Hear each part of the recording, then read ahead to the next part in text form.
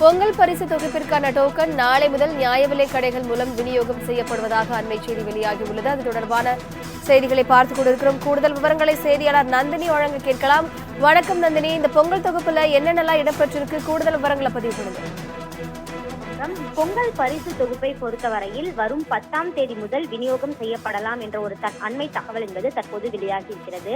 பொங்கல் பரிசு தொகுப்பாக 1 கிலோ பச்சரிசி, 1 கிலோ சர்க்கரை, ஒரு முழு கரும்புடன் கூடிய குறிப்பிட்ட சில நபர்களுக்கு மட்டும் 1000 ரூபாய் ரொக்கம் வழங்கப்படும் என தமிழ்நாடு முதலமைச்சர் அறிவிப்பு வெளியிட்டிருக்கிறார். அதன்படி பொங்கல் பரிசு தொகுப்பிற்கான டோக்கன் விநியோகம் நாளை முதல் தொடங்கப்பட இருக்கிறது. இந்த நிலையில்தான் பொங்கல் பரிசு தொகுப்பை பொறுத்தவரையில் வரும் 10ஆம் தேதி முதல் பொதுமக்கள் பெற்றுக்கொள்ளலாம் என தற்போது தமிழ்நாடு அரசின் தரப்பில் தகவல் என்பது வெளியாகி இருக்கிறது.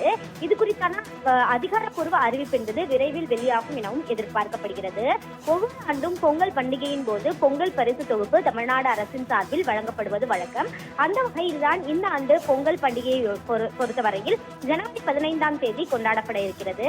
எனவே பொங்கல் பண்டிகையொட்டி பொங்கல் பரிசு தொகுப்பு வழங்கப்படும் என தமிழ்நாடு முதலமைச்சர் அறிவிப்பு வெளியிட்டிருந்தார்.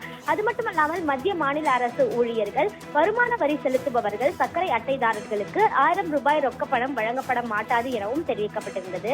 இந்த நிலையில்தான் பொங்கல் பரிசு தொகுப்புடன் 1000 ரூபாய் ரொக்கம் வழங்கப்படும் என அறிவிப்பு வெளியிடப்பட்டிருக்கக்கூடிய நிலையில் அந்த பரிசு பொருட்களை வரும் 10ஆம் தேதி முதல் 13ஆம் தேதி வரையில் பொதுமக்கள் பெற்றுக்கொள்ளலாம் என தற்போது அண்மை தகவல் வெளியாகி இருக்கிறது. இதற்கான டோக்கன் விநியோகம் நாளை முதல் தொடங்கப்பட இருக்கிறது. பொதுமக்கள் எந்த தேதியில் எந்த நேரத்தில் வந்து பெற்றுக்கொள்ளலாம் என்பது தொடர்பான அந்த குறிப்பு என்பது இருக்கும். அந்த தேதி மற்றும் நாட்களில் பொதுமக்கள் நியாய விலைக் கடைகளுக்கு சென்று பொருட்களை பெற்றுக் கொள்ளலாம் எனவும் தெரிவிக்கப்பட்டிருக்கக்கூடிய நிலையில் வரும் 10ஆம் தேதி இந்த திட்டத்தை தமிழ்நாடு முதலமைச்சர் தொடங்கி வைப்பார் எனவும் எதிர்பார்க்கப்படுகிறது.